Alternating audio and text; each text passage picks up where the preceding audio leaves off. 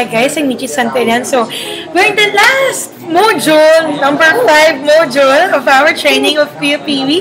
So, the name of our topic, the name of our module right now is 12 Inevitables of Success. Yes. Right? So, now we're here with our Millionaire Builder, PUPV. So, okay, magandang umaga ulit sa inyo, Team Firestorm. So, ngayon, pag-usapan natin sa about the 12 Inevitable of Success. Now, yes. Sa success kasi, palagi may parte yan na lagi mo tatandaan. Lalo-lalo na kapag may mga bago nangyayari sa'yo, may mga bagong reaksyon ng tao sa labas mo. So, lagi mo tatandaan, kung nangyayari na sa itong dosing ito, ibig sabihin, papunta na sa success. Yes. Now, una, number 1 sa Inevitable to Success is, number 1, you will lose your friends. For example, like ako, first time ko sumali, yung mga kaibigan ko dati, mga klasiko, yung mga close kong kaibigan, yung mga kabasketball ko, na nawala sila sa buhay ko. Kasi one thing I've learned, kapag may ginawa kang bago, may bagong makikilala, yes. may bago kang magiging kabarkada, may bago kang magiging close. Kasi, di ba, may kasabihan, birds of the same feathers flocks together. So, dati, mga kaibigan mo, tumatambay lang. Dati, mga kaibigan mo, walang ginawa. For example, mga babae, magpaganda lang, magpakita. Yeah. Like kami, dati, alam lang namin mag-basketball. Pero nung pinag-usapan namin pagyaman, bigla silang umayaw. Actually, to be honest, I lost my 99% na kaibigan. Hanggat yung mga kaibigan ko yun, ayun sila Mitch, sila Aaron, sila Sir Anto, sila Sir John, sila na mga naging kaibigan ko.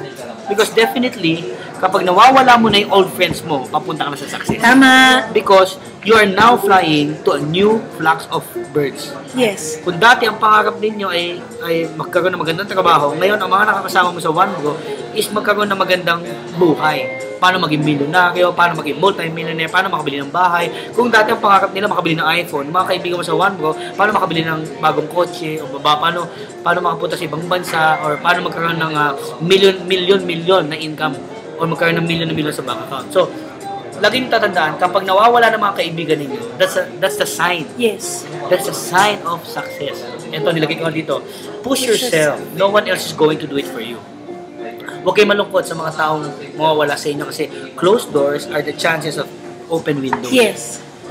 Closed windows are the chances of open doors. So, ibig sabihin, kung may mawawala, may dadating. Tama. Right? Number 2, you will always think that you're going crazy. Imagine mo, nung nag-OneGo ka, naging part ng Team Firestorm, araw-araw pinag-usapan nyo every night online is pagyaman. Yes. Imagine mo sa OneGo, sabi nila, kikita ka ng 900,000 naman. Di ba parang, kung hindi mo pa nakakamdaman nyo, you feel like, sandali, totoo ba yun? Parang nasisikan ako ng ulo. Sign ng success. Yeah. Kapag, totoo bang magkaka-expedition ako, magkaka-afford ako, Naka-sports ka, nakabahay. Kapag naisip mo na sa sarili mo sandali, I think I'm going crazy. Yeah. Ibig sabihin nun, that's the sign of success. Yes. Number 3, you will feel pain. Ang success, lagi may katapat na pain. Every success has sacrifices. Diba? No pain, no Gain. Alam ko masasaktan ka unang-una sa mga negatibo. Diba? Lagi ko tinuturo. Kung sino pa yung malapit sa'yo, yun yung magne-negative sa'yo. Tama. Diba? Kung sino pa yung akala mong excited dito, yun yung unang tao magnono. Definitely, pag nararamdaman mo na yung pain, especially sa business natin, that's a sign of success. Bakit? Kaya may pain kasi may ginagawa ka. Tama. Kaya ka pinagpapawisan kasi tumatakbo ka. Kaya ka hinihingal kasi tumatakbo ka mabilis. So, kaya ka nasasaktan kasi may mga humihindi sa'yo kasi nagpe-present ka na. So, you will feel the pain. Sign of success yan. Number 4. Sabi na number 4 natin, you will talk to yourself out of 100 of times. Pag nangyari yung time na minsan mag-isa ka na, tama ba itong ginagawa? Or, sandali, magiging milyonaryo kaya ako? Or minsan, mamotivate mo sa sarili mo, kaya ko to, yayaman ako, magiging milyonaryo ako, magkakaroon ako ng leader, magiging top earner ako. Pag ikaw kinakausap mo yung sarili mo, it's a sign of success. Because you're motivating yourself already.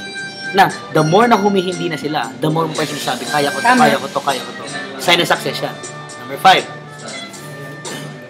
you will lose money. Bakit you will lose money? First 6 months na member ka, definitely yan. Madaming panglan yan. May pa-keeping ka, may mga meetings ka, pag-uusap ka, pambiyahe, coffee shop, pampakain, mamasahe, pambanding, di ba? Minsan pag nagbo-bomb ka, bibilang mo ng coffee, pag hindi sumali, kulang na lang, buhos mo sa kanya, joke lang. may loss of money. Yes. In any business, lalo na pa nagsisimula ka, lagi sa simula, medyo may gastos. Yes. Right? So, definitely, may loss of money. So, lagi nyo tatandaan, for 6 months, huwag nyo munang iisipin yung income. Okay? For 6 months, huwag nyo munang income minus expense. Wala muna. In any business, wala pang bumabawi sa loob ng 6 months. Tayo ka na restaurant, hindi na babawi, babalik natin. Taon yun. Tama. Pero itong negosyo natin, pwede ito 2 months, 3 months, 6 months, ang pinakamatagal. Ang sa akin lang, merong part ng one bro life mo na you will lose money. Kapag nagsisimula na nag-lose ka ng money, sign ng success yan. Kasi nag-i-invest ka na. Nag-i-invest ka sa members mo, sa mga leaders mo, nag-i-invest ka sa keeping nila. Sign of success na yan. Number 6, you will cry before you get it. You know, big things, you really have to work for it. Iyak ka muna, grabe, ba't gano'n? Akala ko nasali sila, ba't hindi sumali? Grabe, ba't gano'n? Pain, akala ko pain na, pero hindi pa sumali. Grabe, ba't gano'n nangyari? Guys, sabi nga ni Lord, di ba?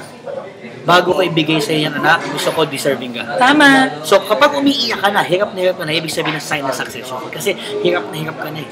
So, if you are crying now, o member ka dyan, nakikinig ka na feeling mo, nasa gitna ka na to quit or to go on, kapatid, kaya ka umiiyak kasi sign yan ng success.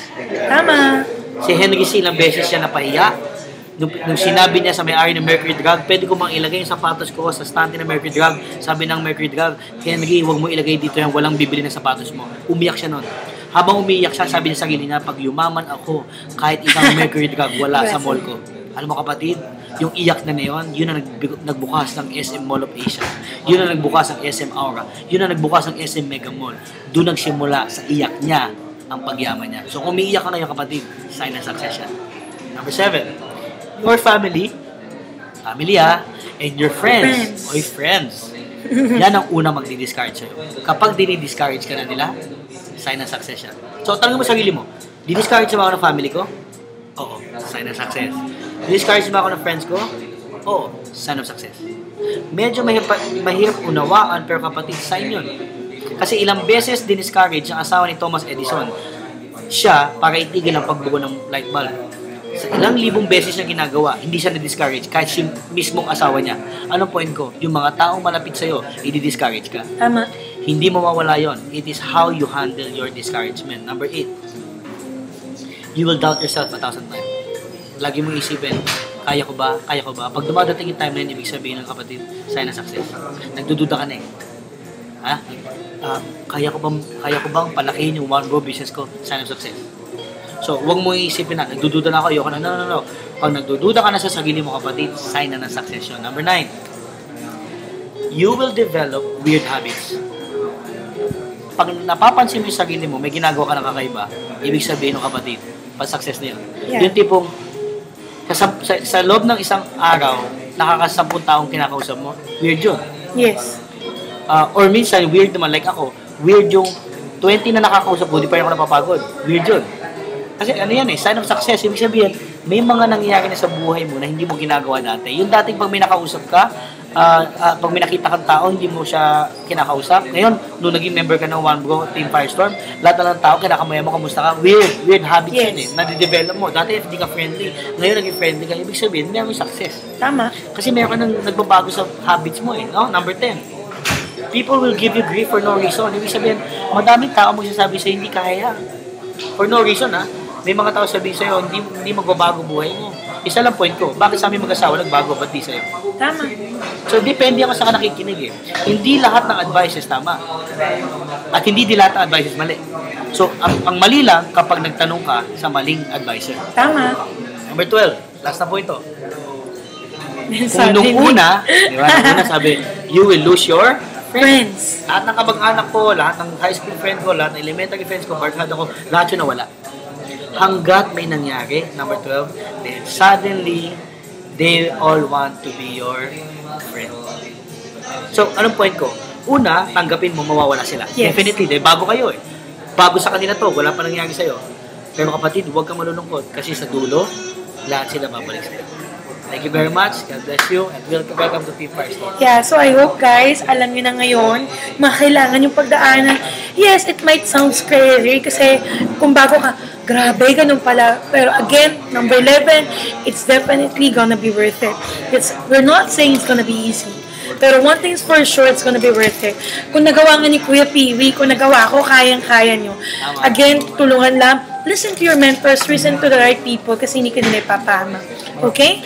So, thank you, Kuya Piwi, for the 5 modules. Yes.